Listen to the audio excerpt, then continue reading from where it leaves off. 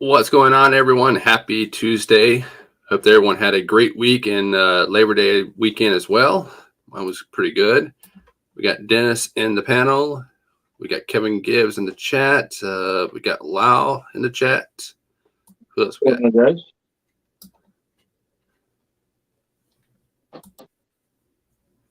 RCs can be fairly expensive and fun and solid, but if you're just enjoying the hobby tools and all things, I agree with you there, Lau. Thompson. Hello, hello. Going on, Will? Yeah, I'm not on a first name basis with everyone. Well, I was kind of caught off guard at Beat the Creek. He walked up and said, "Hey, Dennis." And I felt like an idiot.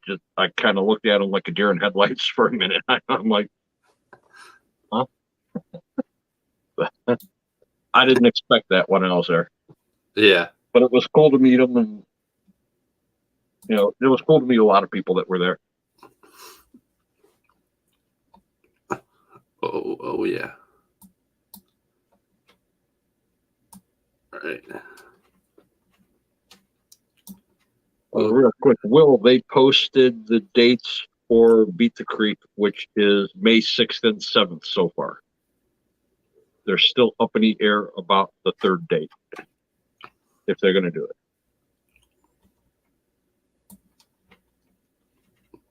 So my calendars already got the 6th and 7th.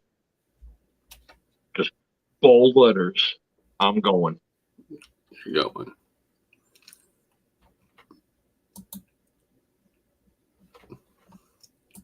I'll be bringing more trucks this year. Uh-oh. Well, not only am I going to display the stuff for UGRC, I'm going to have a bunch of my trucks there just for my channel, my Facebook, and for people to see what else is out there other than the high dollar shit. Yeah. So, which that is about the topic tonight. Yay me. Budget RCs. Meaning for people who can't afford the name brand, what's the next best thing for them? So I wanted to go through each category of RCs and talk about that in a way.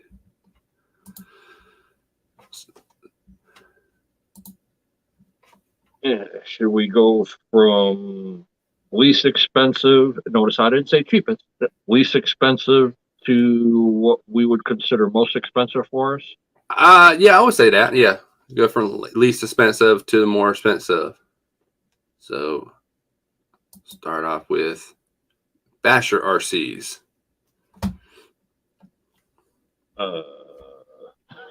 Yeah. I'm at a loss because I don't bash. Yeah, I don't either. I mean, I did before, but I don't really anymore. I think if somebody wants to get into the hobby and they want something to just go out and beat up out in the dirt or on the pavement, probably one of the least expensive with more parts availability would be probably Traxxas would be the least expensive as far as any type of backers and for somebody to get into the hobby. Just about any hobby shop you go into has Traxxas parts. Yeah. Or sells Traxxas, period. What's up? What's up? What's up? What's up? Morning, John. Afternoon. Evening. Good after morning. Good after morning.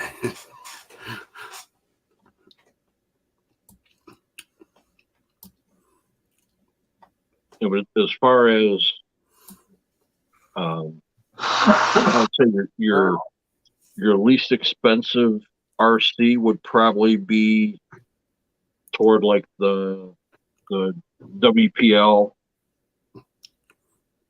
something like that, where like WL Toys, they have right. They got a couple vehicles. You could do upgrades to them. You can still buy parts for them if you break them. The only problem is you have to wait for shipping. Yeah. But on the budget side, you can wait for the shipping because you can afford to do that versus, oh shit, I want to go tomorrow. I don't care. I'm going to go and buy that $25 part now, have it fixed tomorrow, and go break it again. Yeah. The people that are more not money conscious, but more conservative about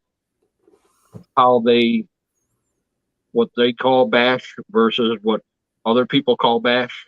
Yeah. Yeah, so there's a little bit of a definition difference between what you call bashing and what I might call bashing.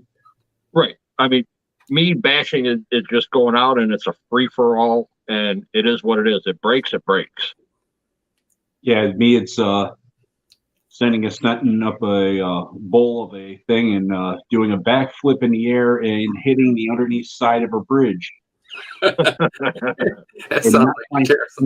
not finding the shock, but the only thing that happened to it was the shock shaft pulled out of the bottom of the shock.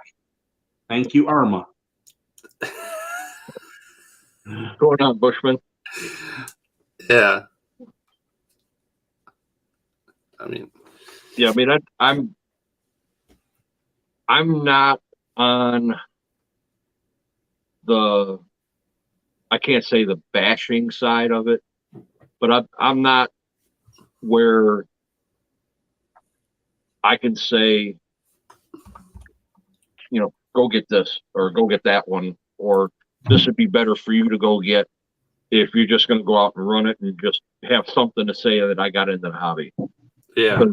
I don't know what's out there as far as that goes anymore because I've been away from that side of the hobby for so long.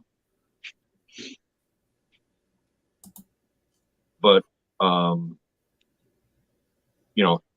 John knows that side along with the racing side more than I do now. Yeah. I did it for a short period of time, but not long enough. Right. What's up, Tank, Thompson? how you doing? You doing, Thompson? Hey, what's up, man? Will. Yeah, sorry I came in. Oh yeah, long time no see, man. How you been? No, I've been good. How you guys doing? Good. Yeah, chilling, killing.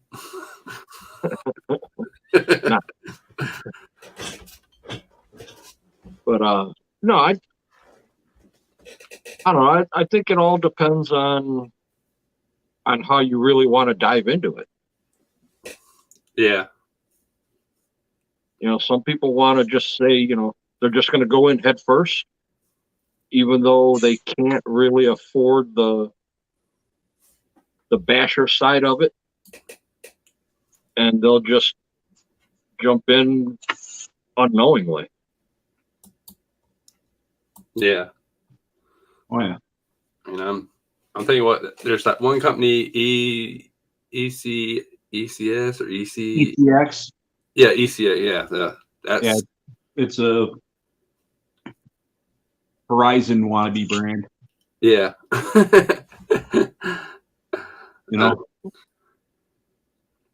The problem is it's still the parts availability. Yeah. Yeah, that's the biggest thing for me is parts availability of whatever I'm going to buy. Yeah. If I can't find somebody that carries the part, I'll look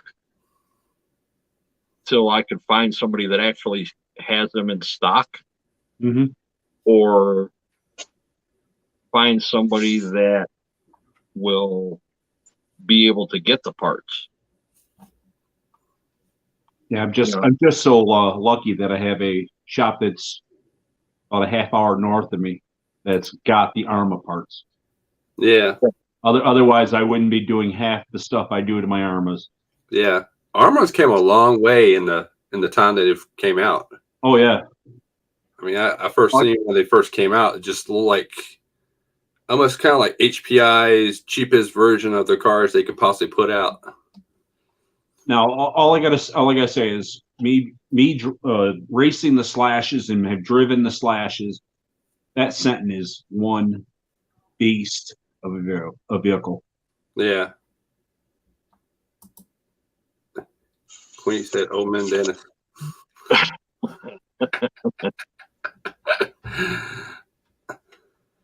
What's up, kid? So, what would be a good affordable basher, like for somebody who's just starting out, or just wants another vehicle but don't want to spend a whole heap of a lot of money?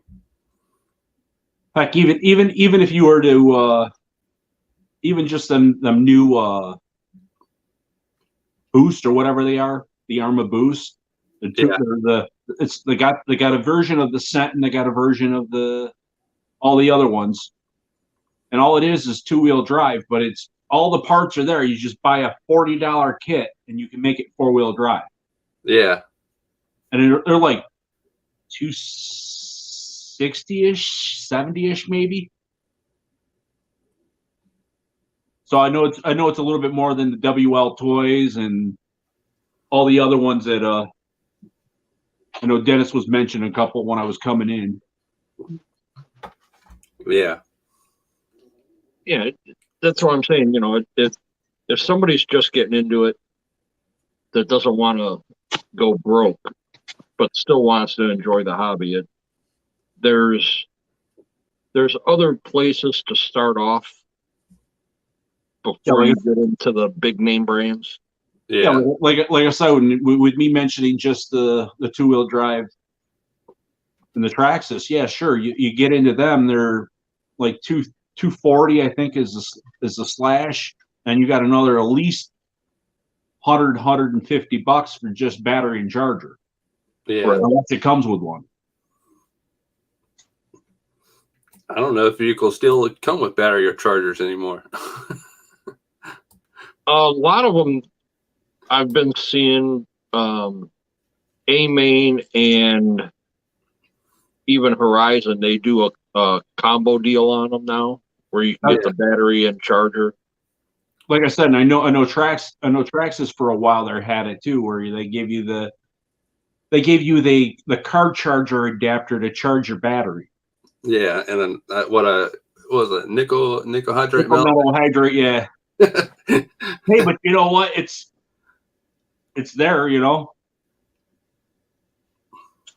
Associated comes with batteries if you pay a little bit extra. A charger, Yeah, I think. I know. In the SR10, that's not really a basher.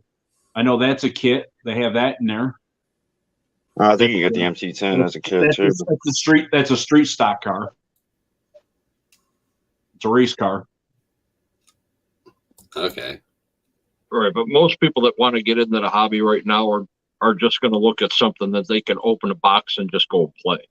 Yeah. Yeah, AKA whatever retail, major big box store retail that you have, Walmart's or whatever, which is terrible because there's no part replacement or. Yeah. But if you break one of them $40 cars, and you just go out and get another $40 car. Right. I'll put it back in the box, take it back, said it broke when I got it. Give me another one. The hell kind of garbage are you selling me?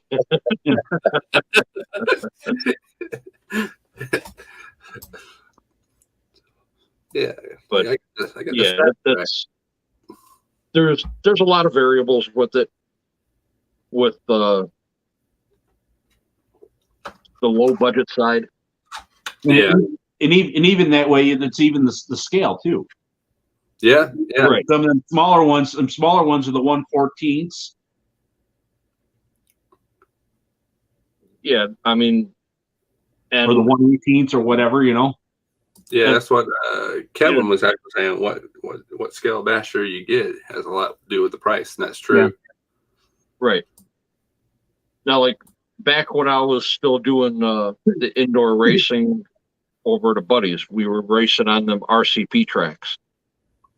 You know, Radio Shack had the X mods. They were $20, and you could buy parts for them to repair them, but you could also buy upgrade parts.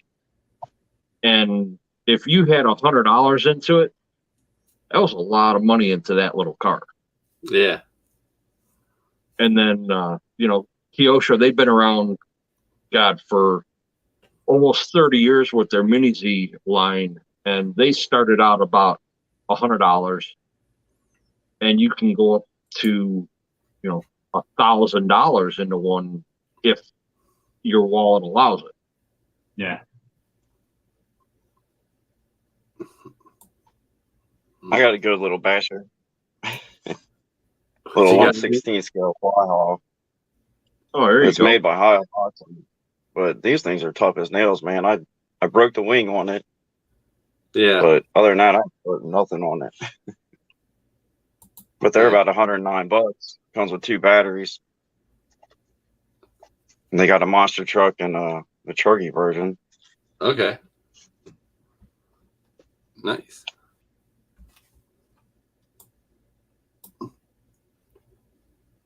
Yeah, you know, and like Kevin Gibbs said, you know, it depends on the scale, how much you want to spend. Yeah. And What's the that's features of it? that's where you really have to look when you want to start getting into the hobby. Do you want something that's going to take up a lot of space? Do you want something that you can just throw in your car and at lunchtime at work, grab it, play with it, let the battery die, you know, 15, 20 minutes, then go back to it? Or do you want something that's a little bit more a little bit bigger, a little bit longer as far as lifespan with battery, or, you know, as far as your ability to take it with you places Yeah. like that? Because I know there's a lot of people that ride motorcycles to work, or that would rather ride their motorcycles all summer long, leave their you know, cars parked, but still want to take an RC with them. And that's something that you can put in a saddlebag on your bike. You can throw it in a backpack or strap it on your backpack and just go. Oh, yeah. Yeah. Just like you do in your hover round. Yeah, I got a basket on that. Shut up. And I agree with what Kevin said there. Yeah. Just immediately wanting to replace all the plastic with aluminum. Right. You have to have a weak point. Mhm. Because once you build it into a bulletproof truck, it's a domino effect, because you can't see what's bent or cracked until you start really digging into it. Mm-hmm. So what you just put into it to do all the aluminum upgrades, now you're half of that to fix it the first time out if you break it. Yeah. See you later, Lyle. Thanks for jumping in. Take care, Lyle. Good night, Lyle. Yeah, what I usually do is the only one that I actually really seriously upgraded was the LMT, and that's just because I knew the axles were going to be breaking. Yeah. So I just might as well go for it. But even still, guys have looked at mine and go, why do you still have, you don't have all this, or this isn't all metal, or that's not all metal? I go, I gotta have a break point someplace. Right. You want a weak point that's not going to be a lot of money. Yep. That's why when I break it now, well, usually all it is rod ends or links. Right. You know, a little package of rod ends are Yeah. $8 for the package of them, and if you got to get the actual links because you bent the link, then I'm talking maybe 30 for the set of 4. Right. And Kevin Gibbs said it again, new guys that enter into the crawling side, first time out, they don't remember to set the endpoints on their servos. So their first couple times out, now they got to replace the servo. Yeah. Because they burn a servo up. Or they snap a front axle because it overextends, it locks, and it snaps. And I try to tell anybody that wants to get into the trailing side or the comp side to make sure you understand all the terms that people are telling you when you ask questions about why this broke or how did this break. Don't right away get in and just start bashing on it because it broke. Yeah. And the biggest thing to me, and it's not only cross, because you guys know I love my cross trucks. I haven't had an issue with one of them since I've built them, and that's because I started off building the axial trucks, which is still kind of when I bought them was still kind of budget friendly. You have to understand the terminology for endpoint adjustment, or even your steering trim or throttle adjustment. Or sometimes they might even be mentioned as rates. Yes. Like your dual rate, for example. How come I don't have reverse, but I have forward? Well, did you have reverse and forward when you first started? Yes. Did you play with the radio at all? Yeah, I wanted to see if I can get more throttle out of it. Well, there you go. Go back to the book, look at it, and it'll tell you your endpoints, your dual rates. You can look back at it and put everything back to factory setting and get it back. Or you have reverse, but you have no forward. It's all in here and with these. If these two don't work together, you're always going to be breaking something. Mm-hmm.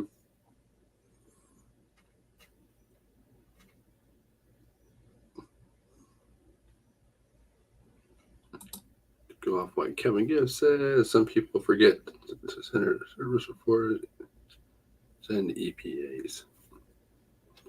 Right. I agree with that, Nick.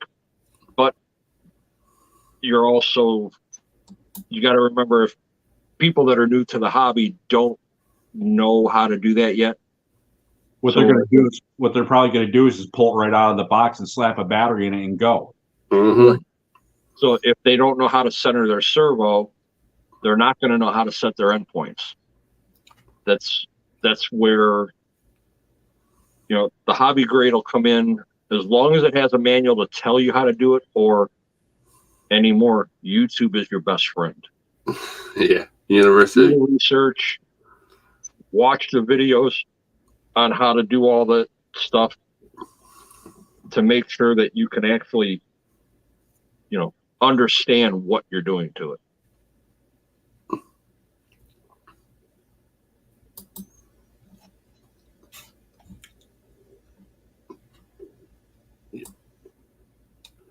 Yeah, that's what Kevin just said there with the right about understanding what hobby grade is, and like you said,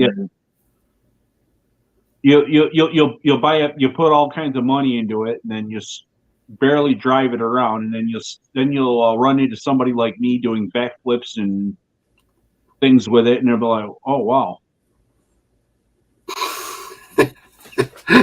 Right. that thing does really truly break apart like that, does it?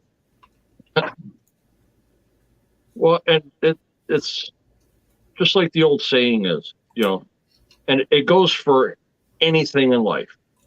There's no such thing as a dumb question. Nope. Only dumb people that don't ask the question. If if you ask somebody a question that's been into the hobby for a while, somebody somewhere is going to have the right answer for you. Whether it's one person or 100 people have the same answer. Yep. And don't always take the first input you get from whoever on whatever social media platform you might ask the question too. Yeah. Because sometimes that information can be wrong too. Right. But if you hear three or four people saying the same thing, check into it that way. Yeah. See what other people say about that. Right. And like Kevin Gibbs just said, that's why you find so many of them at garage sales dirt cheap, because they're broke. They don't know how to fix them. And it's an easy fix for you because you know where to look. You know how to do it. And again, do your research. Exactly, Kevin. Do your research. YouTube. Just sit there and look on the internet and read a whole bunch of stuff on it. Go to the hobby stores. Go to some of the big name toy stores that do carry some hobby grade stuff. Look at them and see and compare the difference between each one that you're considering. Yep, I totally agree with you. And there's sites out there too where you can download the manuals before you ever buy the car to check it out to see if it's something that you're capable of working on. Yeah. Oh yeah. Oh yeah. I've done that. Sorry, guy. No, my bad. you in timeout. Turn around, go to the corner. Okay, I'm going. Yeah. No, if you just do your research, and like Will said, a lot of sites you can download the manual for them. Yeah, I've done that a lot with like the construction vehicles, just to learn what controls does what. I actually picked up download the manual. I was like, okay, all right, so this controller does that, this one does that. Okay. Right, and I noticed too, there are some RTRs that you don't get a manual anymore. Yeah, so you have to go to their site to download the manual because it's getting to be easier for them to do that as far as cost effective. Yeah, I was going to say cost and shipping and weight, and because they don't have to try to design a manual. They don't have to have it all printed out, bound up, and make sure that it's in complete detail for everybody to really understand. Yeah. And just by being able to go to the website, download the manual page by page, you can pick and choose what pages you want to get.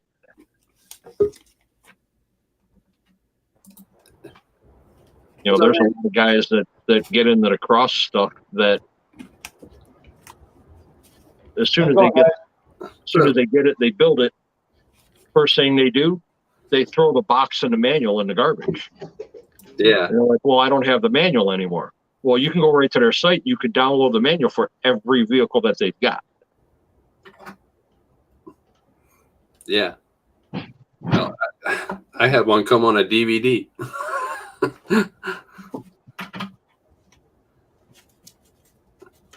That was the first ever. How are you guys doing tonight? Good. Doing good. I'm not. Uh-oh, what's your break? The Willies. Uh-oh, the Willies. Oh, is that from the creek run? No, I had it out the other day, and it took a tumble. Oh. So I'm still trying to take it apart. I haven't had time.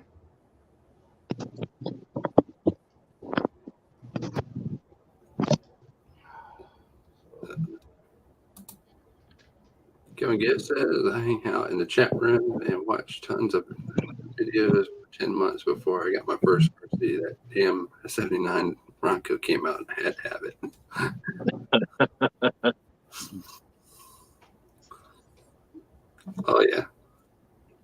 Yeah, before I bought any of my trail trucks and crawlers, the first thing I did, I sat there and was just surfing on YouTube, and I seen a video from Extreme Scale Performance, and I was like, that is really cool. So I kept watching and watching, and he was sponsored by Axial and RC 4-wheel drive. So I just kept watching, and I bought my G6. And then it wasn't long after that, I seen RC Sparks doing some videos. So I just kept looking at more and more of them. And I wound up buying a G-made Komodo. And I was like, you know what? I want to make it my own. I want to learn the whole truck inside and out without having to tear this apart. Because I still want to enjoy it, but yet learn everything about it. So I went and bought an Axial SCX-10 2 kit, built that one, and a week later I bought another.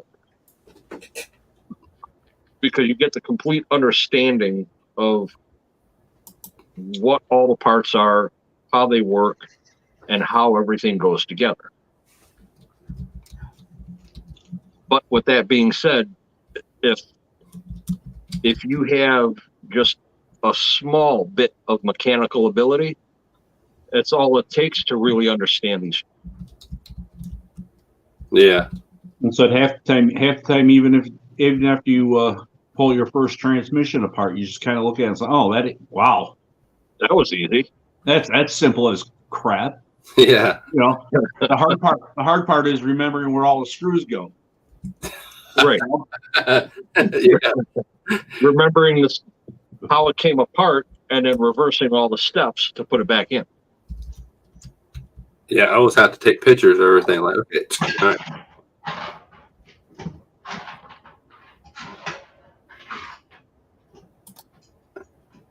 I love dropping stuff to the floor. It's a great hobby to get into as long as you understand what the outcome can be or what you have to look forward to as far as the breakage, the spending, and the enjoyment. Yeah. Without being able to understand those three things right off the bat, you're going to have a bad time with the hobby. You need to understand those three things before you get into it, I think. Take care, AZ. So, Brett. I think something else would be a good thing to understand is your air control and what your throttle does and everything, as far as stopping and making the rear end come back down and stuff like that. Especially if you're going to be jumping them. Yeah. You learn that the hard way at first. Yeah. You know, lots of those plants in the grass. Why do I keep on breaking this knuckle? Yeah.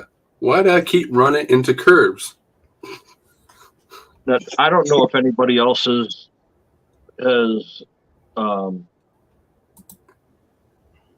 noticed it since your time into the hobby or realized it, but I've noticed that at least 90% of the people that I've met in the hobby, they look at, they like off-road racing regardless of what it is, dirt bikes, four-wheelers, trucks, whatever. They like the drag racing, they like the NASCAR, they like the flying, they like the whole racing part. And with watching all of that, especially if you want to get into the racing side of the hobby, you understand the control of it from watching all of these. Yeah.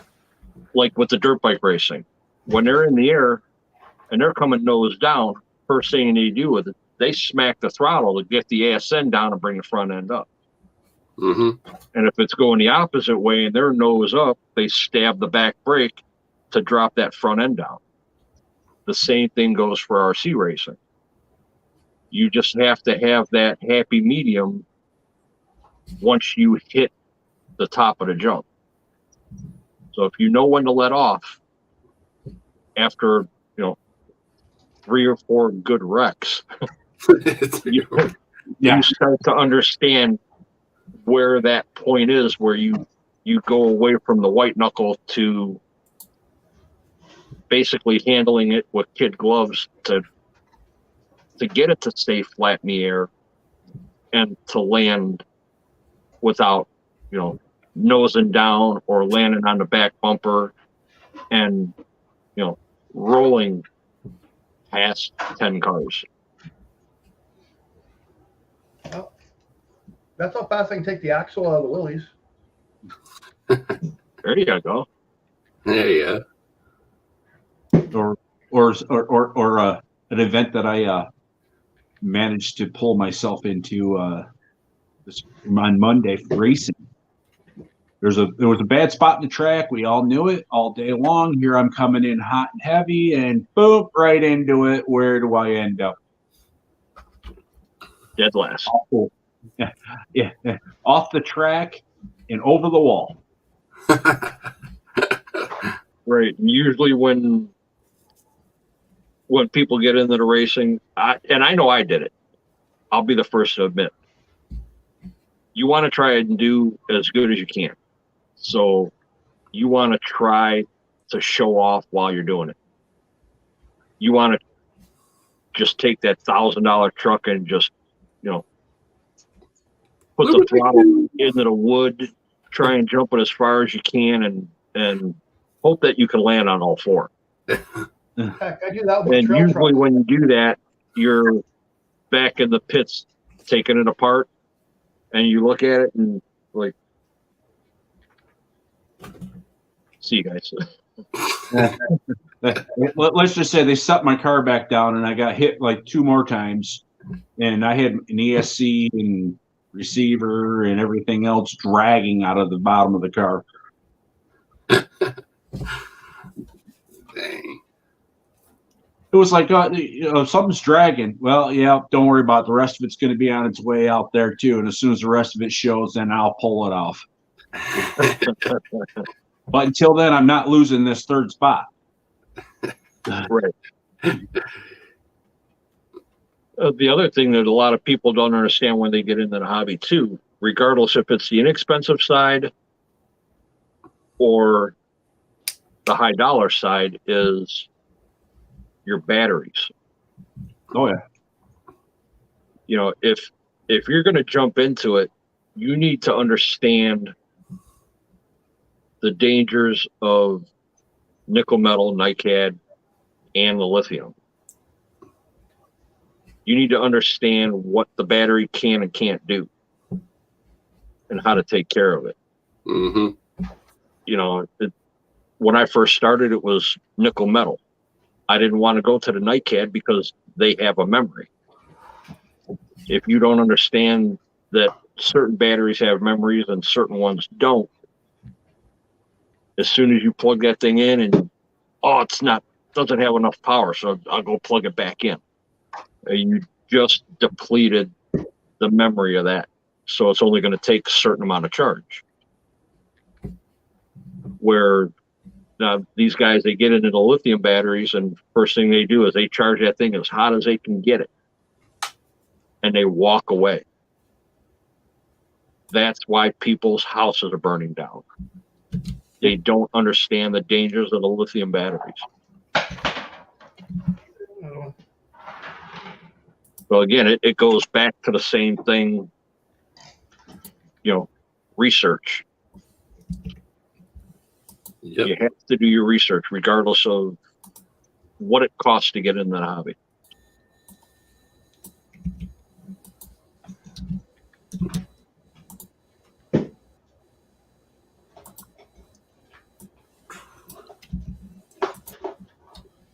Right. I keep hearing a lot of click, click, click, click, click, click. That's me. Sorry. Christmas shopping. That's it. Stream's over. Yeah, I'm shopping. I'm taking everybody's what to say to buy. He's got a bunch of windows open, videos, internet. He's doing research before he goes in head first. Yeah, let me get this car that this person is talking about. Yeah. Time to jump into hobby grade. Oh. Oh, nice one. Don't you got a scooter store to visit?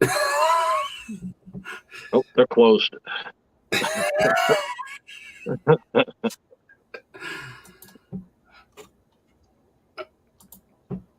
right, so the next category was going to be RC monster trucks.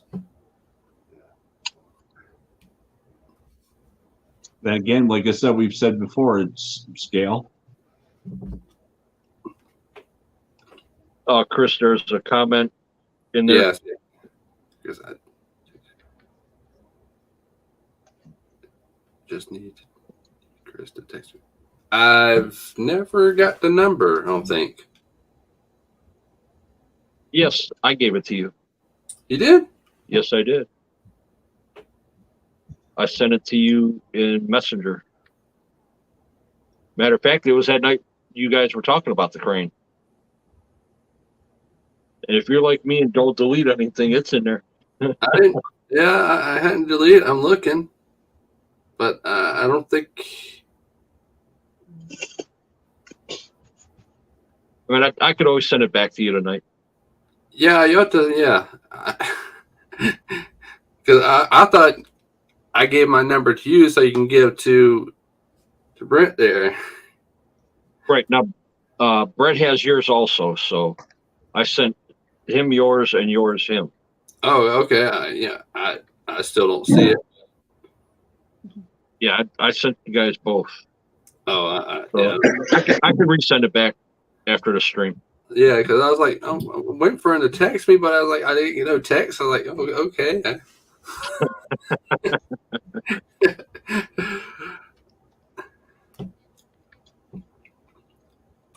So yeah, with monster trucks, what's a cheap monster truck? What's a expensive monster truck?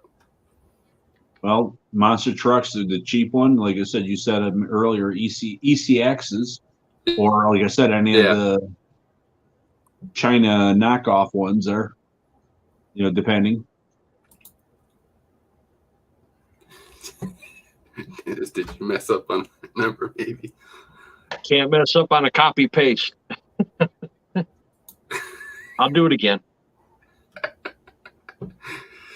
Well, if it's with you, you probably could have messed it up. You could fuck up a peanut butter and jelly sandwich.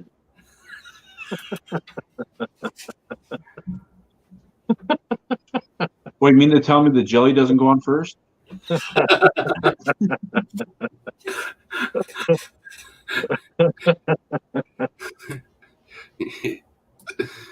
Jeez. SMT is a good price. I don't think the C-hubs are supposed to be this tight. I don't think so either. There's one in hand. Yeah. That one's going to need a hammer. So you know it's bad when you have to use a hammer to work on your RC cars. Oh yeah. Well, the other thing is tonight's I question do is a lot of extra work to make my stuff waterproof. So no water gets in my axles and that. But after the hit this thing took, I think the axle itself is bent. Good answer, Sean. Good answer. I would stay away from the ECX ruckus. That thing diffs are better and strips out. Okay, so don't go with the ECX.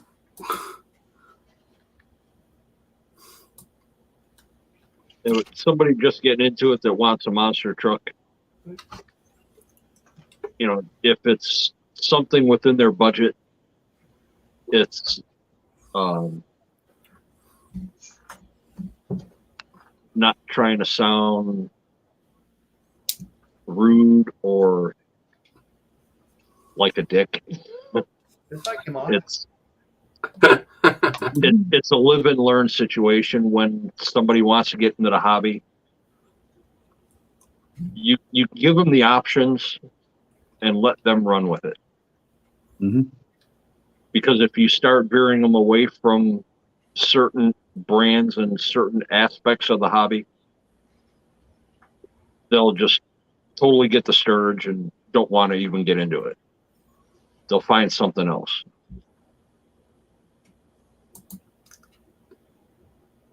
Says I got the original Blackfoot when it came out. I had a blast with that thing. I mean, it's like, you know, and I'm not bashing brands. I'm just saying, you know, back in the day when Tamiya first came out, it was a real brittle plastic, so you had to be careful with how you ran them. Yeah. And just like today, even though they have better plastics, better metals, you still have to more or less be careful on how you run them, because they're going to break regardless of what it is. Doesn't matter if you spend $100 on it or $1,000 on it. It's going to break. That is all true. They all break. They all break. That's where they get us, because they know that we had so much fun. Now we want to get, you know, the extra parts for it.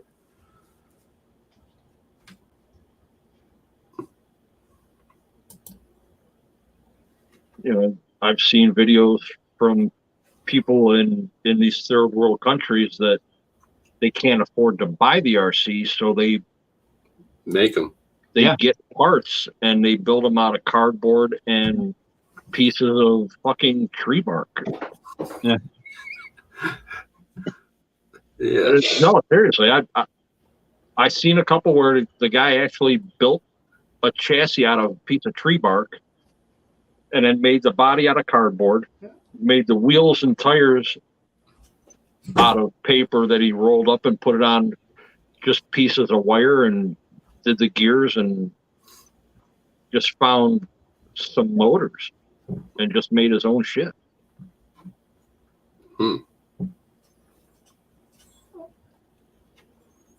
Or apart. They're out. They weren't happy about coming out. Yeah.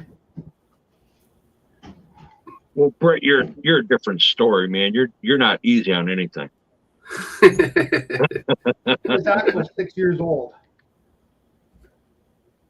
The gears are 3 years old in it. I put bearings in it back in May. There was nothing wrong with it. So as far as like how much time I get out of my stuff actually lasts quite a long time. But I do a lot of maintenance.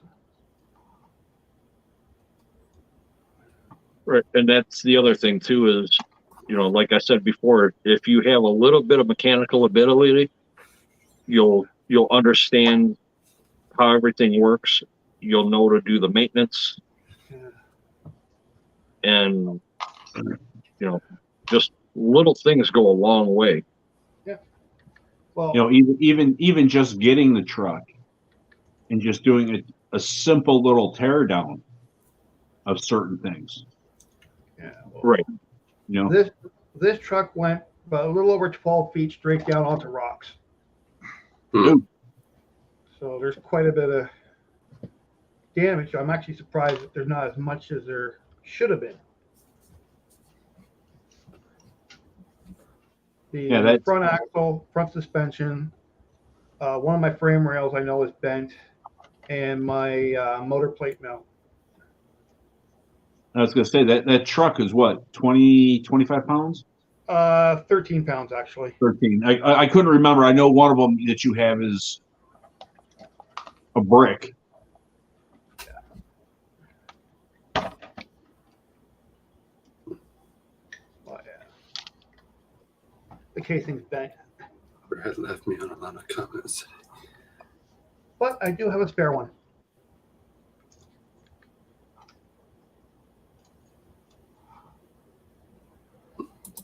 Yeah, I'm sure most of us growing up have had the Tychos, the Nikios, and even some of the Radio Shack stuff. Oh, yeah. Just something, that parents bought us or whatever. Yeah, Toys R Us for me. Radio Shack was if you were rich.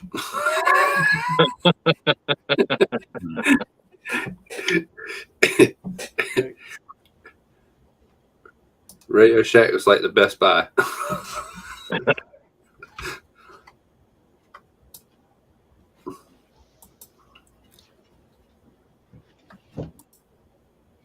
All right, so our next How one. you doing, Tank?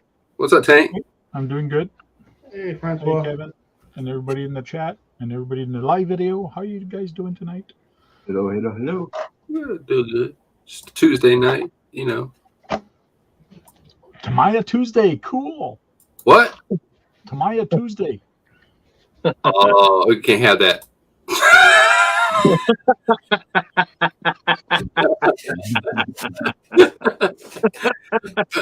Wait a minute, isn't that the name of the stream tonight? What's affordable?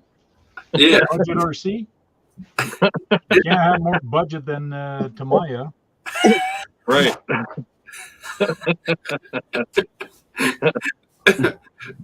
You get the grasshopper built yet then? Nope. I got, and on top of that, I got. Who pops up? I got two new kits on top of that. Yeah, I've seen that. I was just kidding with you. I could not pass up the deal. Like it was almost like buy one and get the other one for a quarter of the price or whatever. So I couldn't pass it up. Yeah. Bringing Tamaya on Tuesday. Sean, talk about Tamaya Tuesday. Look who pops up. Yeah. Oh, Lord. See, Sean even says if I sold all my sold my RCs, I could buy 1,000 Tamaya cars. Well, Tamaya is a good entry level. Yeah. But you can get very good upgrades for them to make them perform very good because they do race them in China. In China, Tamaya and Kyosho, there's a lot of race for on-road races, and Tamaya is right up there with them for on-road. So there is good upgrades for them, but you can start cheap if you want.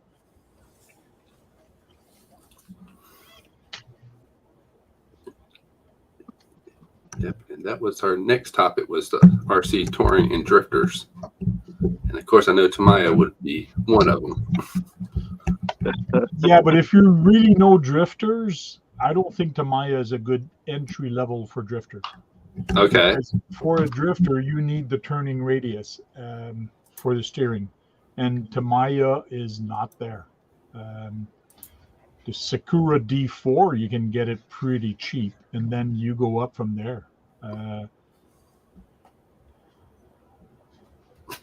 I should go to an Elite Drift Shop and actually see the entry level that they have. Let me put my little guy away. You should have done that before you got on camera.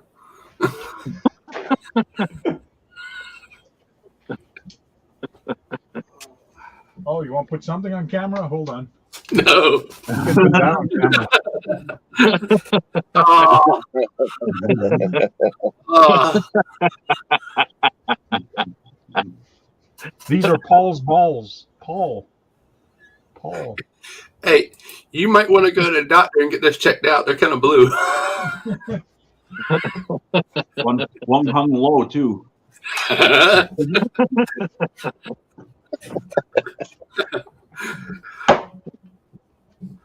Lord, you old guys. CK Abishop, what's up? You want an entry level basher? Yeah, ECX makes a lot of entry level bashers.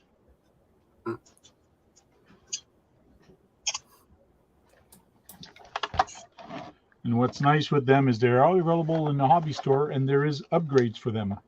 Yeah.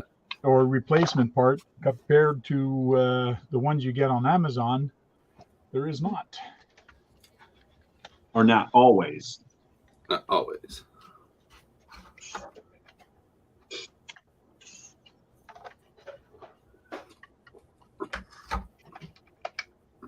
Yeah, so what would be a good touring/drifter car?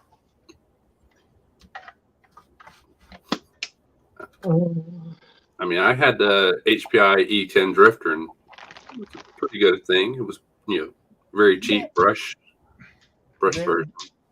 They're okay as an entry level, but Yeah. don't try doing professional drifting with it. In other words, go on a professional track or a good track and drift with other people, because they're good to do power slide. So it's kind of it is drifting, but Yeah. I call it power sliding. So Yeah. So in other words, the felony is probably a little overkill then?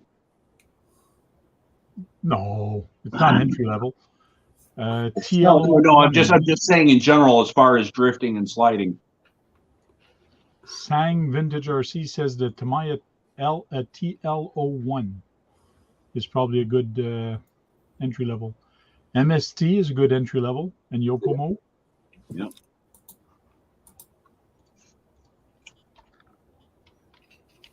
And anymore, you've got the HPIs and the Kyosho Phaser chassis that you can get into now for a fairly inexpensive price. What about Redcat? I don't know if you can drift a lowrider. Yes, you can. Like wheels on it, you could. Make it. But doesn't it already have rims? Yeah. Yeah, you just have to put tires on it. That's what they all do.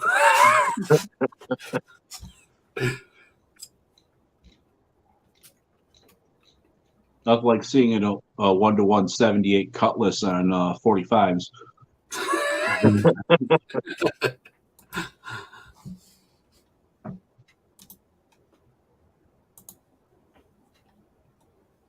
Yeah, Brett said Redcat has the Thunder Drift, but it's all-wheel drive. Fun car to mess with in a parking lot, which I didn't know that Redcat actually had a on-road line at all. Yeah, they did.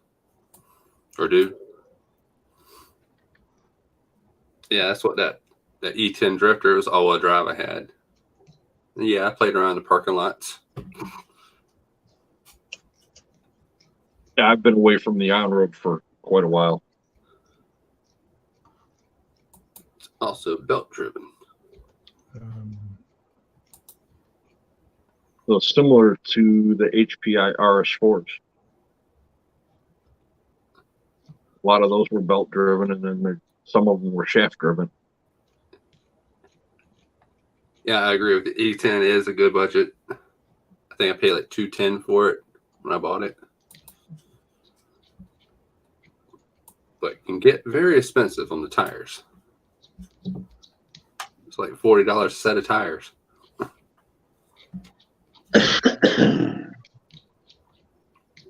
Yeah, I met up with RC Voodoo one day at a hobby shop where they have an indoor drift course, and I've seen some of it where, it's not bad as far as price to get into it, but when you start adding all the parts up to be competitive with it and to make it actually do what it's supposed to, I'll go buy a 1-to-1. I'll buy a real car and drift a real car. That's a lot of money. Yeah. Some of the guys have $500-$600 into them. Some of the guys have $2-3 grand into them. I can't see doing that for something that moves real slow, that's just sideways all the time. And I understand there's an art to it, but I can't. For me, I can't see that.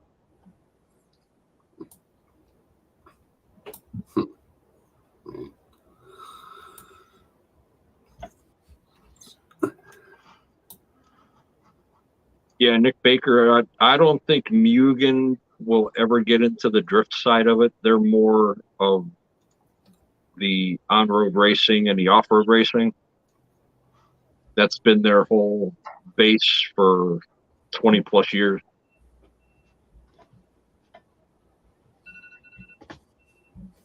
Redcat Lightning shaft drive, and they have a class just for entry-level drivers at the races. That's cool. And that's the other thing too, is a lot of places when they have the racing or the crawling or anything like that, a lot of them are now starting to do more of the, I call it the beginner or entry level, where they'll have that class, which helps them get into it a lot. So for the drifters, they do have some Tamiya. I sorted it by price at Asia Tees. So you're looking at a TT02. There's a bunch of them for D, for drifters. 92 to 129. But I think the turning radius is not that great. But MST, like the RMX2, that's a very good one for 159 US to get into that, which is pretty good.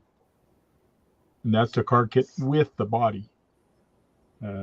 Of course, when you get to the these ones, you do get more upgrades on it than this one, but this one you get the body. So it's up to you what you want to get into. But like MST, here's a Charisma Scale Adventure. I don't think I know that one. That's from Charisma. MST again. MST. Tamiya. Here's a more expensive Tamiya. TT01 ED. ED. Not sure I know this one. ED. MST again. MST. MST. Mind you, when you go to different places or different websites, you might get different hits. Just like when I go to the Elite Drift Shop here from MST, you get some that are like 500 and dead. This is Canadian. You're probably looking at about $450 for this one, about $100 less. So there is some that are very expensive on MST. See, you got $500 or $184. So there is difference in what you get. Yeah. But MST is a pretty good part in there to actually spin. Okay, how do I stop screen share? I got it.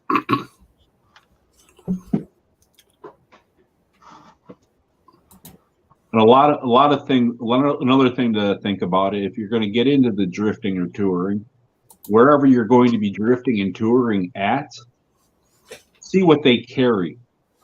Definitely. Like the place I showed, Canadian Elite Drift Shop, they have a drift track there. And I was going to bring my Ford pickup that I built with a Tamiya TT01 with special tires that are 3D printed. And somebody told me, well, you can't go there with that truck. I go, why not? I want to try it on the track. He goes, you need to run a special type of tires on their track. They will not let any other tires on that track. So you got to run their tires or a specific tire on their track.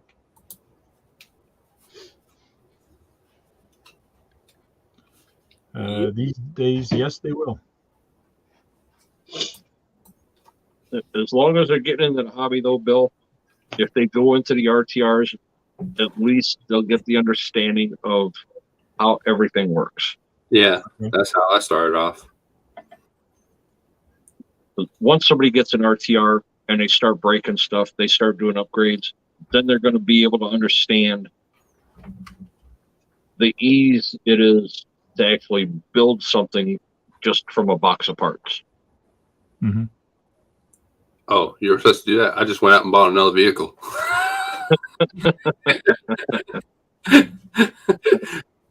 You're as worse as my dad. When he used to smoke and drive, his ashtray was full, so he went to get a new car instead of emptying his ashtray.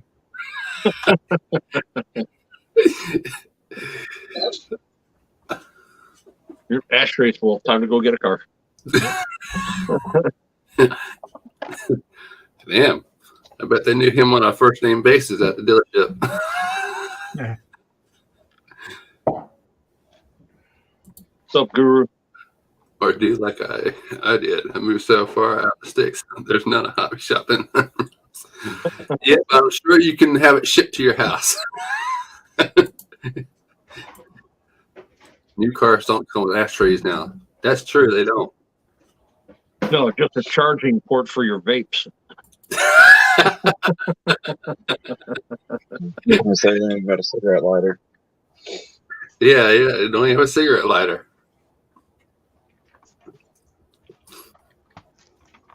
It's funny. My last truck had a cigarette lighter, no ashtray, but it had all kind of little 12-volt outlets all over the truck to plug shit in.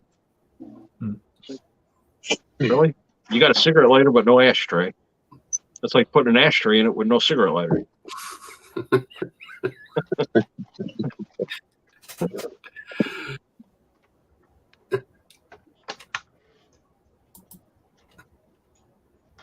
All right, so let's move on to the next one. RC crawlers and trail vehicles.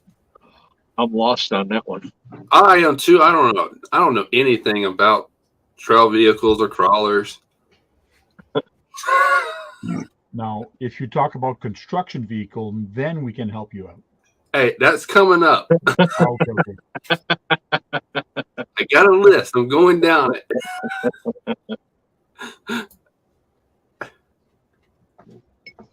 So budget. What's your best crawler or trail truck for budget?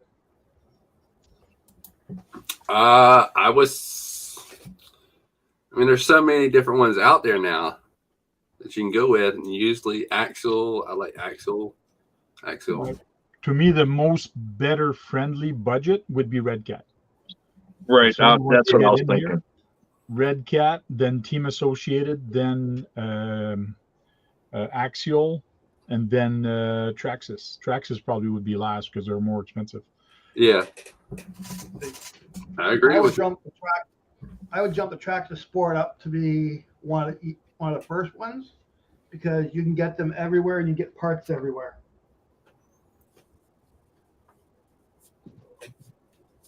Yeah, but as far as but the price point, the Redcat's got it beat. Yeah. We're not talking about availability. We're talking about price point. What is more affordable to get? That's what I thought we were talking about. Yeah. But and there are more places that are there is more places starting to carry more Redcat parts. Yeah. But like where I am, Redcat used to be really hard to get. Now you can get almost everything for it, no problem. It's on the shelf. Mm-hmm.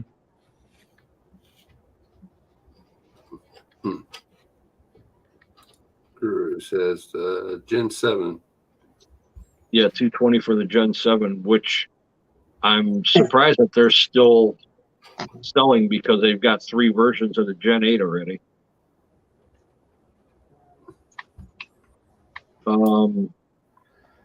You know, and then as far as the crawlers and trail trucks, it all depends on what you want. Do you want scale? Do you want something that can just go out on the rocks and you can play with it? Or do you want to get into the side where that company only sells kits and build it to how you want it? Like I said, you know, it's with the same thing with the scale, you know, that's where I think the 24s are going to start to come in real good. Someone who wants to try something, they're not all that expensive to initially get it, but it's all the upgrades that you can do to them. Right. Yeah, and the 24 side is really starting to get big right now. When you first get into RCs, you don't know that. And you just look at availability more than anything, or shop on Amazon. The first thing you should ask is ask a friend that knows about it, or ask your local hobby store. But your local hobby store, whatever they carry, that's what they're going to sell. They're not going to tell you, go see ABC, they're cheaper. No, they're going to sell you what they have. Yeah. Yeah, but I'm just saying the initial cost. Let's hear, because how much are the 24s? 120, $30, $40 depending. Yep. Yeah, I think they're roughly around 150 just to play it safe. You know. But all the upgrades that everybody's got for them, and Yeah, with the 3D printing side that's in now, everybody's getting into 3D printing, so you can print your own parts for next to nothing,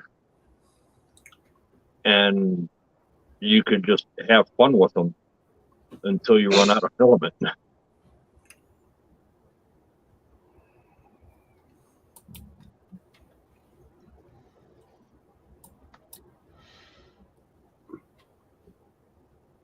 The new deadbolt is cheap.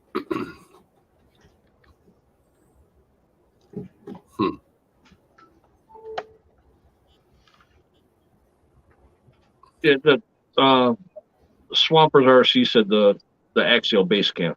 Yes, but with it being a new platform for axial, there is some changes that they've made. The transmissions are different now, so you have to wait for some of the parts to come into stock.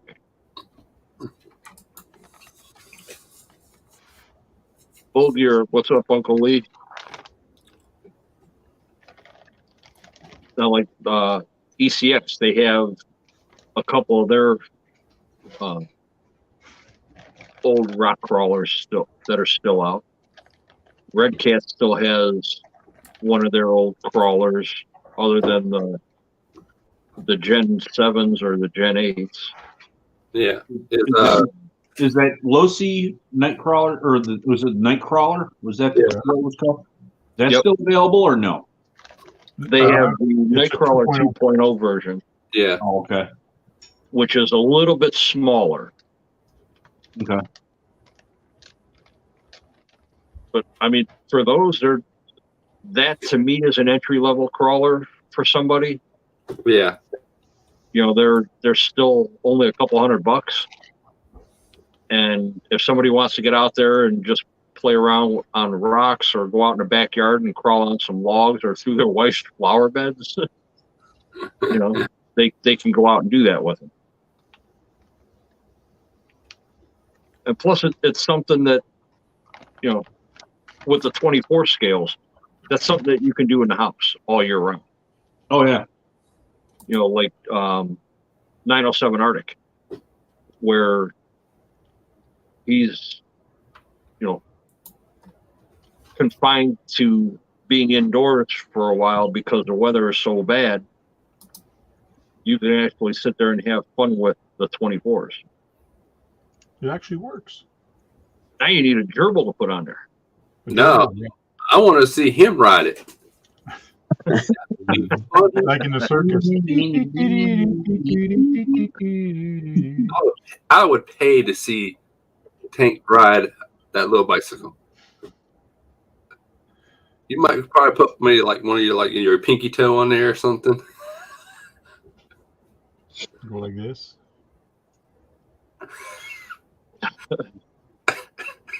Now, Kevin Gibbs got a good question. Would you suggest a 24 scale as a first RC? I probably wouldn't. That's kind of a loaded question. Yeah, I know. It's a smaller size, so it's hard to. It'd be hard to work on it versus a 1/10 scale one. I would say it all depends if you're doing it to do it with your friends. Yeah. Check what your friends have. If your friends all have 1/24th, yeah, get one on 1/24. Yeah, I agree with you. But price point is very cheap to get in, and plus it gets you addicted a little bit. That's why I said that earlier. Is somebody who doesn't know anything about it, doesn't know anybody in it, walked into a hobby shop and wanted to try something, Not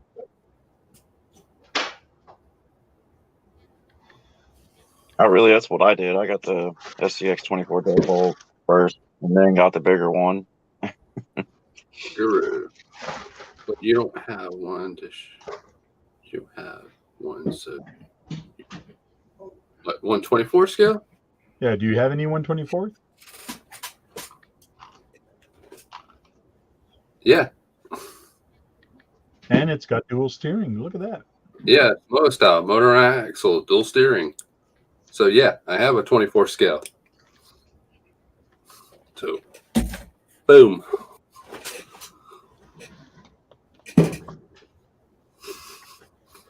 You don't show it off often enough. That's why.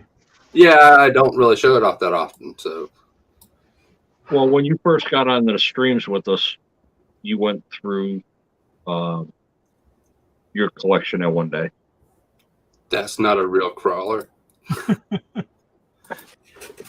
yes, it is. How is this not a real crawler? It's not a trail truck. It is a crawler. It is definitely a crawler. What brand is it? This is from Hobby King.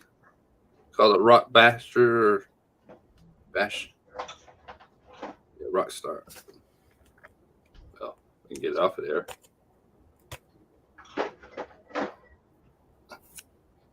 Yes, Rock STA from Hobby King.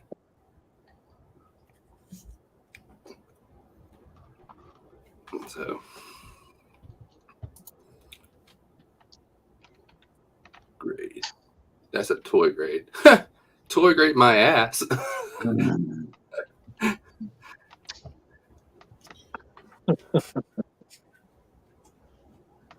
Rock, what is it? Rock Factor by Hobby King. Yeah. So Rock STA. STA, that's what I was looking for. Yeah, 124. Okay. All right, guys. I think I'm going to get off here. All right, man. Well, thank you for jumping in, man. All right. Well, thanks thanks for for stopping by, man. Nice seeing you again. All right. I'll see you guys. All right, man. Take care. I think I'm going to run out to my little shop, heat this up, and bend it back. There you go. So give me about 5 minutes, All right, man. All right, Randy. and I'll be back because I'm too cheap to go buy another one. Just bent a bit. Yeah. It's only aluminum. It's the old Boom Racing Pratt axles. Oh, yeah.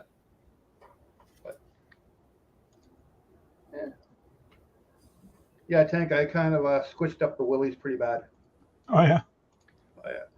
12 feet straight down onto the front end. Hmm. And of course, I had to land on rocks, not grass. Of course. You got to have something to soft to land on. Oh, that thing's got motor on axle. Yeah, motor on axle. Yeah, MOA. MOA. Motor on axle. Back in a minute. And it's not bad for the price of it. It's like $100, and then the batteries are like $7 or so. You know, all Yeah, portions. Yeah. $89.99 US. Yep. D20.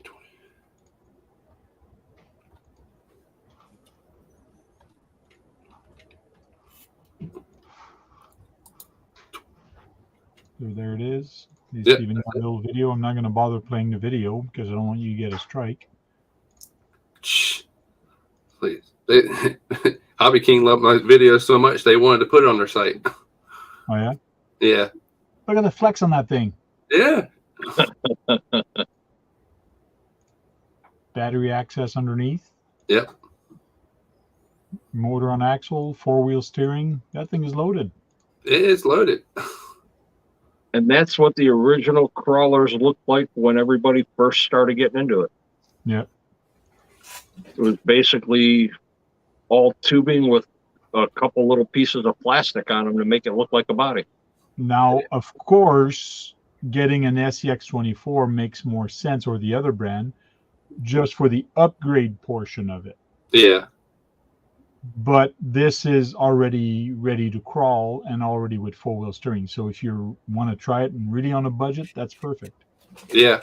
I mean, And like I put the brass weights on it, which is from the SCX24s. Okay. So they'll fit on there. Cool. I mean, I've seen other people who will cut the springs down lower so it'll be like that. So they just keep it down on the ground. Mm. It's $90 also. Yes, it's $90. What RC 4-wheel drive truck is $90? Oof. I don't know of any RC 4-wheel drive truck that's $90. Yeah, I was gonna say. Yeah, yeah. The new Micro 24 is $190. The 1/18 scale are expensive also, $219. 1/24, $169 for the 1/24.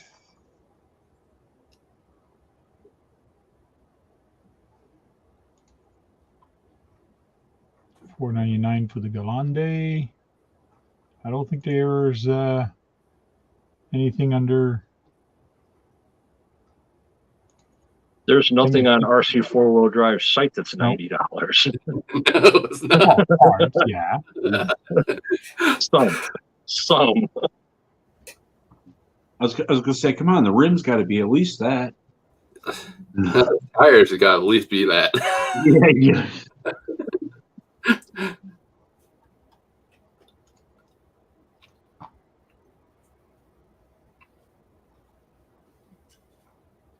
No, 169 is the cheapest.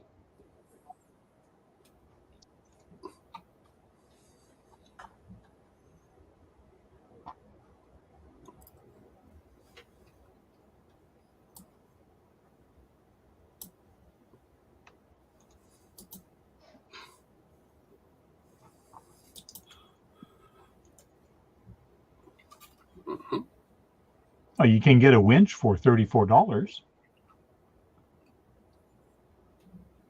Yeah, but shipping is going to be $90. Okay.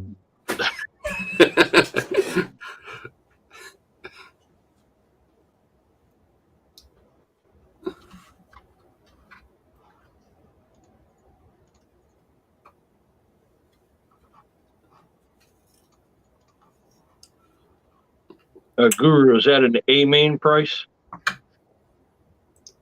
Is that from A-Main Hobbies? Because that's not on RC 4-wheel drive site. Not for that price. Come on, Swampers. You got an RC 5 years ago, and he's selling the price of it. The price really changed in 5 years, and so does the quality.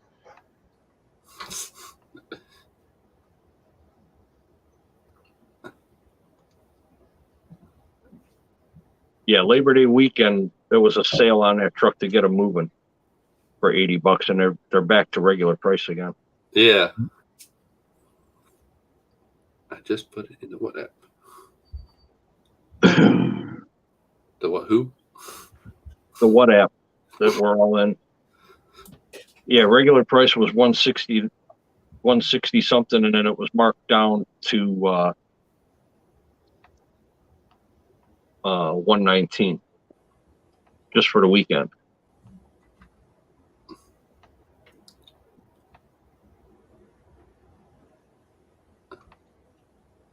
A Redcat crawler with motor on axle. Yeah, that's the small one there from Redcat. I think Dennis might have froze. No, I'm just reading a message I just got from. Oh, okay. From Will. Will, if you're still in the chat, yeah, I'll take a couple if you got them. Oh, there you go.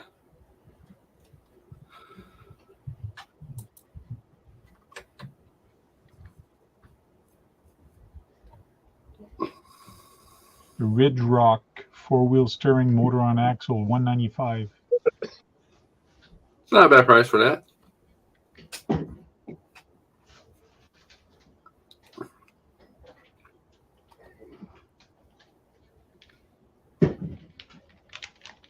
Oh shit, that's Canadian. It's even cheaper in US. Dude, I just looked it up. It's still 119.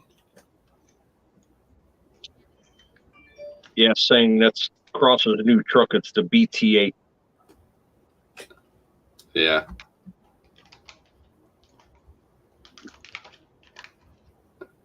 Yeah, 140 in US for that same truck.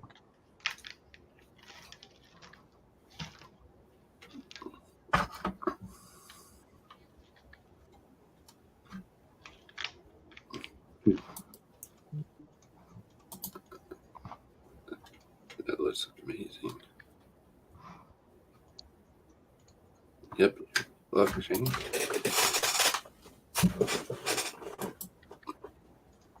Kevin Gibbs said that Tower Hobbies had that sale on that RC 4-wheel drive truck. Oh, okay.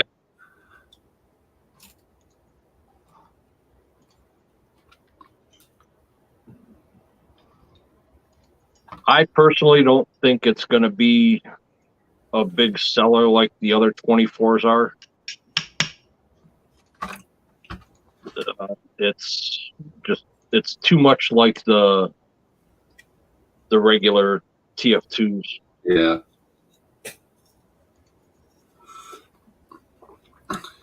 It was Tower Hobbies. I put it in the WhatsApp, bro. Yep. All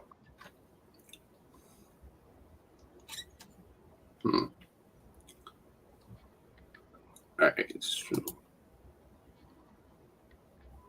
Yeah, saying it if you're a builder and love doing detail, that's the only way you get that across is in a kit.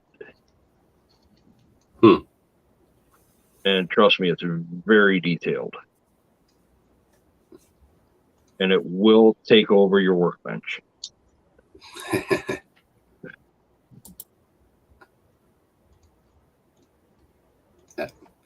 So our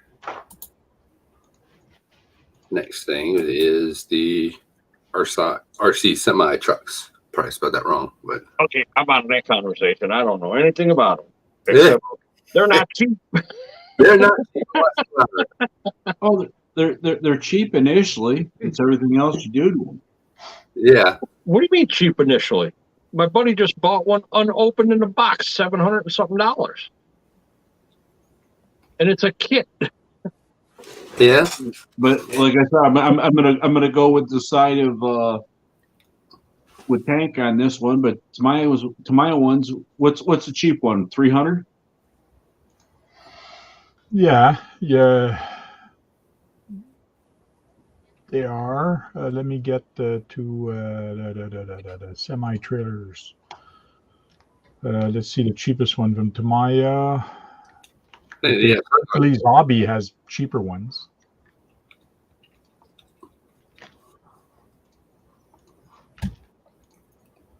US lowest price. Yeah, $454 for a Tamiya. I mean, I got that Freightliner right there, which is 1/16, but that's from Diecast Masters. It's like $300 for it. Share screen.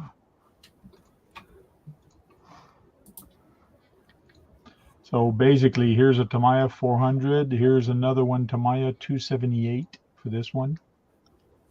290 for Hercules, 299. It all depends on the model you want to get. Here's a Tamiya 739 for the tow truck. They dropped the price. Well, that's Ace and T's. Yeah, this is on Asia T's. Of course, when you get trailers, tank not included, $449, sorry. Here's where you get sometime more expensive. The King Hauler right now is on special for $309, which is pretty good. It's about almost $100 off. Yeah, but then you got to buy the ESC and servo. That's it. Yeah. But if you want audio, you got to buy a sound module. But you don't have to buy the one from Tamiya. You can buy the cheap one if you want. Yeah, and don't you have to buy That's what I'm saying. You know, you could even if you got into the racing one, the Scania. Yep. It's still a semi truck. It just all depends on how you paint it up and do it up. True. Yeah, but you can't really pull a trailer with that one. No, but even still, if you just want just the rig to start with. $399, $319 for the bigger guys. Here's a black edition, the Grand Hauler Black Edition for $350. So yes, you can get more expensive trucks, but if you go like King Kong, the older looking truck, or even the Hercules, here's one at $115. Yeah. Like that's pretty affordable. And this comes with bearings on top of that. The Hercules come with bearing. Huh. Oh, sorry, this is the body shell only. That's why it's so cheap. Yeah. So, see, $219 for the truck and $134 for the body. That tells you a lot what you're paying for. Yeah.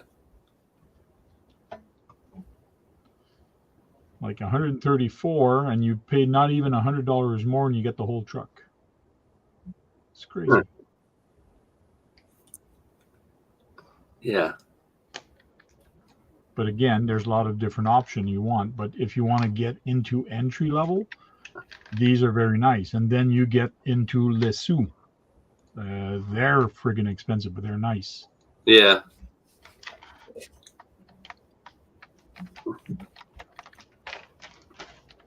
See if I can't find this website. My bodies are very detailed. You pay for the detail.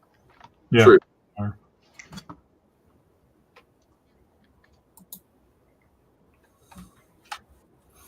I said I got that diecast master one. It's portional steering, throttling, has a trailer hookup, and very extremely detailed. But it's not an off-road vehicle. You can't really go in the grass with it. You can go on like hard packed surfaces, but that's about it. It's only two-wheel drive.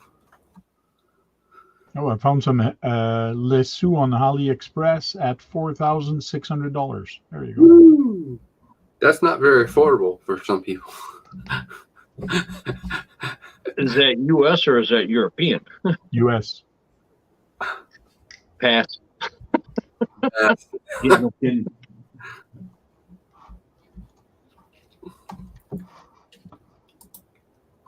So this is at AliExpress. You get a little Bobcat here for $1,600, $4,000 for this one. Here's a nice one, dump truck, 8-wheel drive, full hydraulic, I believe it is. This guy. Yeah. Usually when it's $1,000, that means it's hydraulics. I'm not sure if this one I have here, but I do have an 8x8 like this with the dump here that I have to fix for somebody. I have to paint a new cab and install the cab in the front. So I do have a Lesu 8x8 here. Not sure which model though. And for a low monthly payment of only $722. Yeah, you max out your credit cards. Hey, you can get just a chassis, no body, no front, no nothing, for $1,300. Oh wow. Affordable. It's like a car payment. Are we going to have entry level combat vehicles out there? Oh, Kevin, just hang on.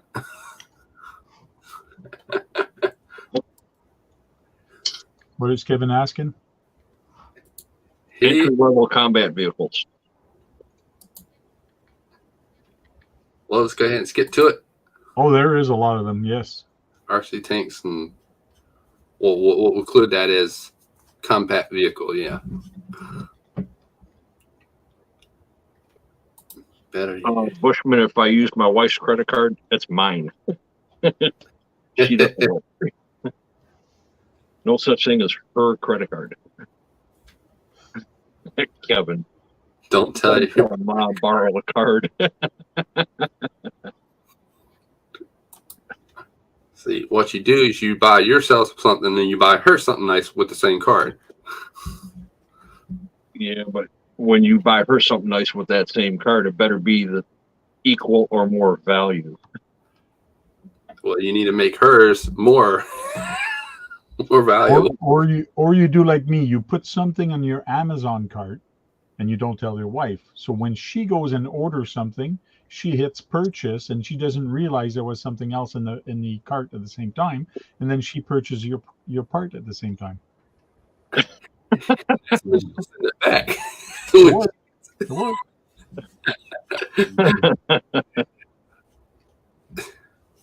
Until she sees a statement. Yeah. I didn't buy that. Yes, you did. That's when you get home and try to, check the mail as fast as you can, make sure that statement's not in there.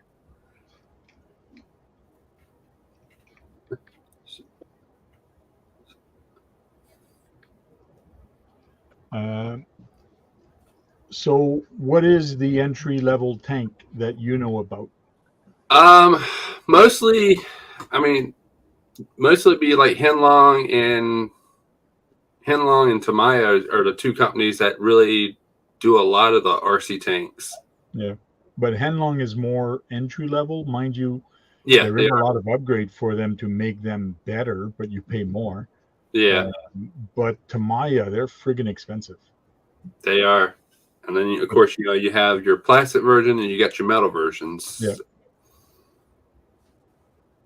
So like plastic ones, price you're looking at maybe 150, 200, depending on what type of model you get, what type of tank you get.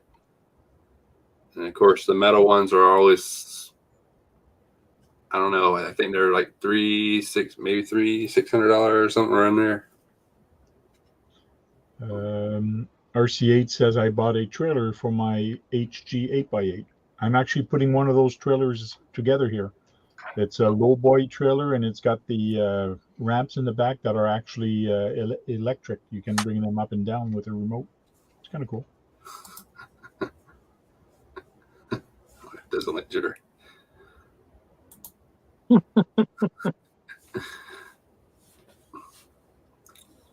Sang says he's got a Tamiya Tiger tank. Cool. Oh yeah, Tiger tanks are awesome. I think the Tiger tank and the Sherman tank are like the two very most popular ones. Yeah, he says it's pretty heavy and it's built like a tank. That's why it's called a tank. So yeah, but Henlong has everything with it: the batteries, the BBs, the charger. So that's about basically entry level that you can get.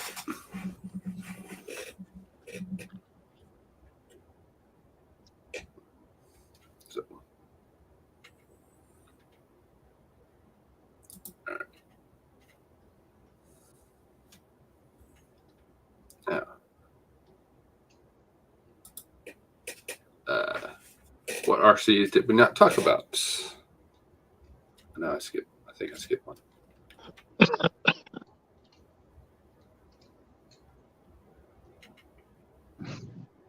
The only thing I can think of is that, I don't know, I can speak for myself, and I can probably speak for most of us, planes and helicopters.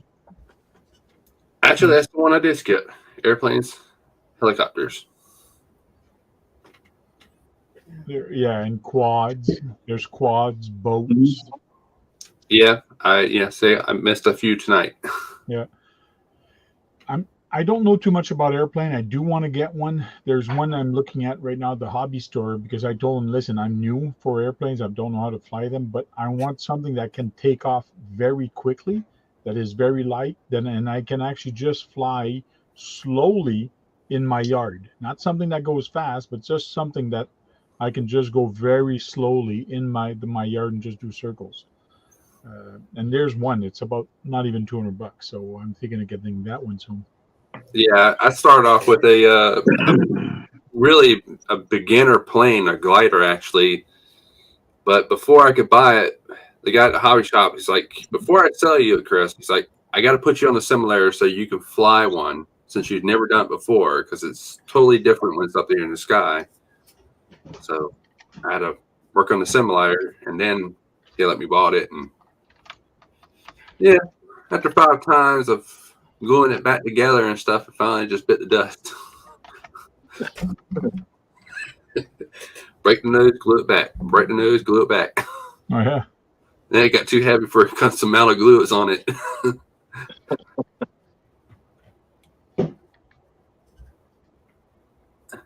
Bill, the tank that RC Sparks built, and nobody ever said that was entry level. I think that was about a $21,000 tank. Yeah. The big Oh, that one. 100-pound beast or whatever it was. Yeah, that big steel one that he built on his big work table. Yeah. Yeah, that thing was outrageous. It seems like they're cracking down on the flying of drones. They are. That's it's kind of why I hadn't flown mine at all, really. Well, RCB said that there's new laws coming out for flying now. Yeah, because like all drones have to have a remote ID. So I think it puts out your private information, or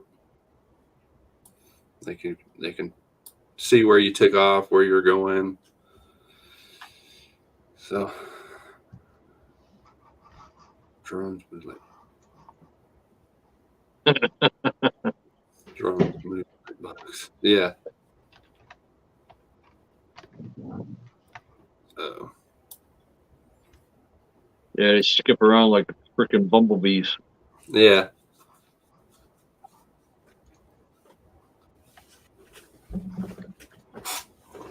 I've noticed more of the big media companies are starting to use drones now. A lot of cities are using drones for property inspection. Yeah. You know, they're starting to get away from personnel. So that's the trailer he's building Yeah. or built. I believe that's about the same trailer that I'm building also right now. Huh. So that's kind of cool. And that's his dog watching him building. Mine was actually half built. It was ready to run, but there were some things that you had to do on it. Drones are a way to have to. Cool.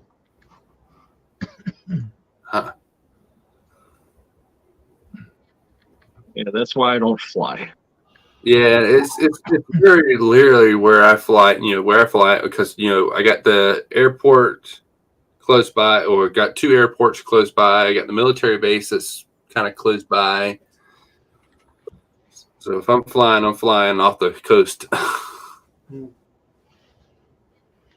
Tank, was that the RC four-wheel drive setup, or was that the Cross RC setup that you just showed? HG. HG. The HG? Yeah. That's roughly, That vehicle, I think, was about. I want to say that whole setup's probably about 1,800 between the truck and the trailer. Yeah. That's good.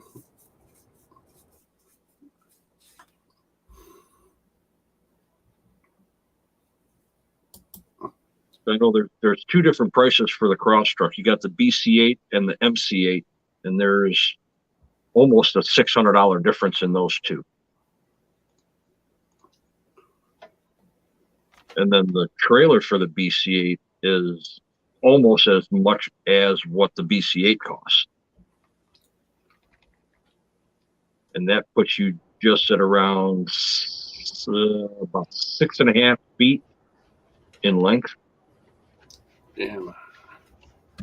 That's it. I fly SVP style free. Damn, I was trying to get it cheaper. Yeah. Well, Brandon, if you're looking for the military style trucks, definitely don't look at the RC four-wheel drive truck, because they're no cheaper, and the quality on them is not as good as the HG or the Cross. Yeah.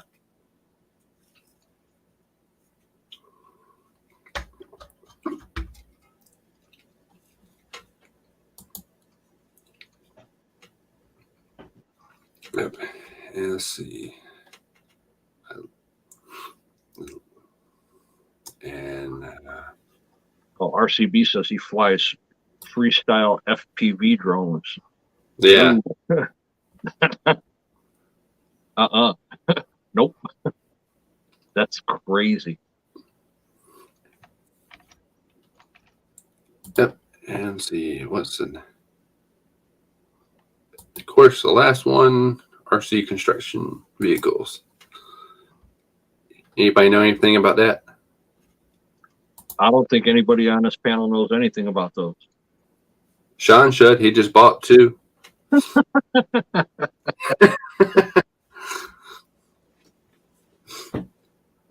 You should know something about them, right?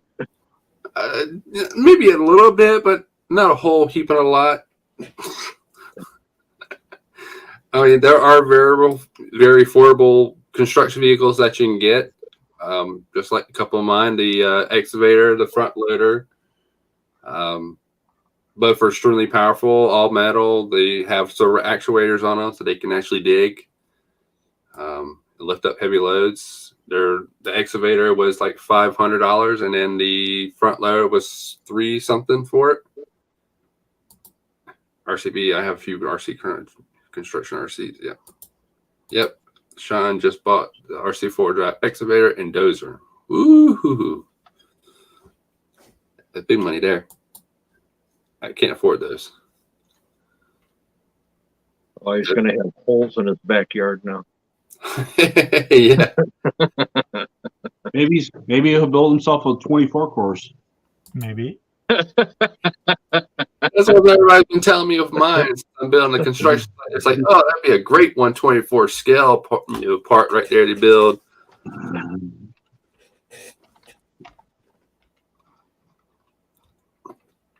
This is Brandon. If you bought it from RC4 Drive, yes, it would be hydraulic. I seen the videos from RCB with his dozer and excavator. Those things are pretty cool. Yeah. Yeah. Mostly mine are mine are mostly electric. But can I show the military truck real quick? I know we're on construction, but I did find the pricing for sure. whoever was asking for it. Yeah, sure. No problem. On Cross RC, they do sell them. That's the only place where I found this one right now. 8x8, you're looking at $7.99 for it. And then the trailer comes in 2 flavors. It comes as a kit or a ready to run. The one I'm putting together is the ready to run.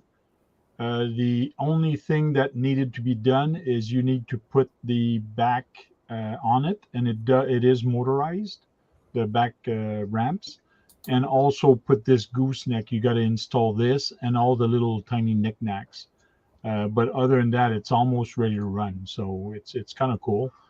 Compared to the one he was putting together, this is the kit version, which you have to put everything together. Do you say it's ready to run? Or yeah, but it's not really ready to run, but it's almost ready to run. So $5.99 and $7.99. So you weren't far off with the prices there. Yeah, that's cool. I mean, technically that could be a construction vehicle, so you wasn't wrong for showing it. Okay, true. Because I mean, I think you can get the dump bed for that. Put a crane on it. You're ready to go. Yeah. See, so it wasn't off topic. It was there.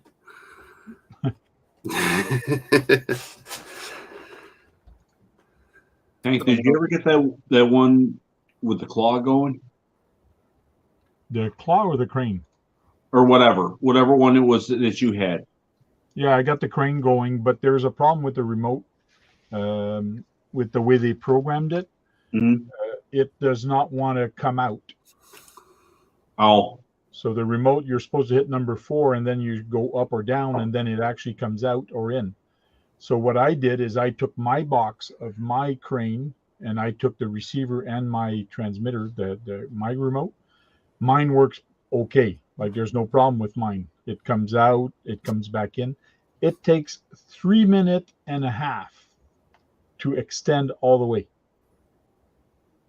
That's how long it takes for that crane to come out. It's crazy long for it to come out. It's cool, but it's crazy long. Here's the truck with the crane on, and I'm almost ready. I just got a couple things to do and give it back to the guy that it belongs to, but it's almost ready to go. And that this is on a pistol grip now, so Yeah. on a radio link. This thing is 20 pounds. I weighed it with the crane. 20 pounds, 20 point something pounds. Yeah, I thought about getting that, but I was like, what am I going to do with it? Yeah. And the trailer is even longer. That's what she said. Never gets old. No. No, not at all. Well, on the No bright one side, said it tonight, so I had to say it. it's all back together.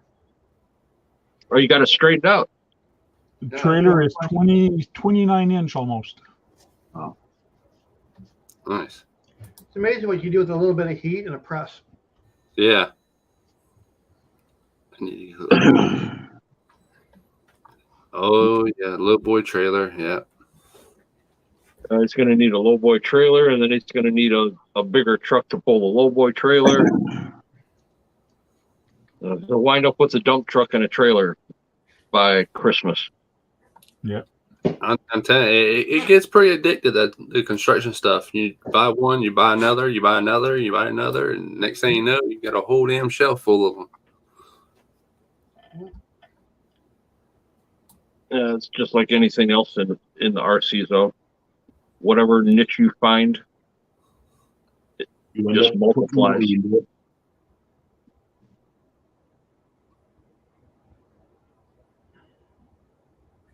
Yeah. All right.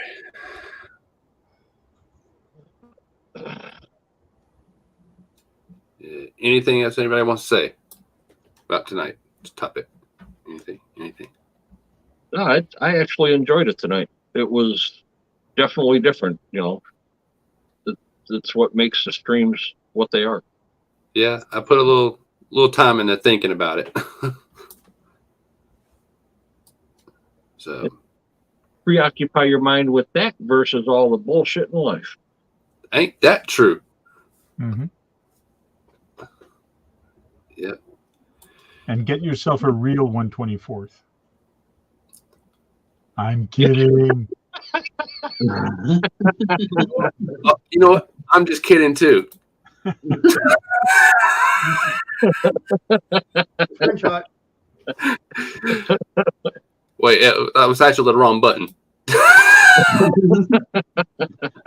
That's better. All right. The guys are going to end the stream here for tonight. Go around and say the goodbyes. Jim, JM, John, Jim, John.